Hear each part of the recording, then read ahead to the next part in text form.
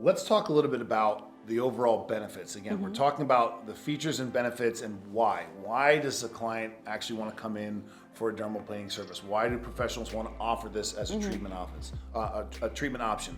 Tell us a little bit about the benefits of dermaplaning. Where do I even start? This part gets me so excited.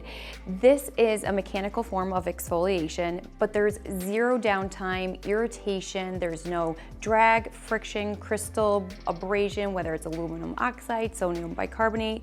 There's no mechanical tool with grit, diamond tip, nothing like that. So we can exfoliate, but the body doesn't even know we were there. So there's no inflammation, and you can continue to build on top of your facial treatment with enzymes, peels, and the skin is just absolutely beautiful, looks like butter.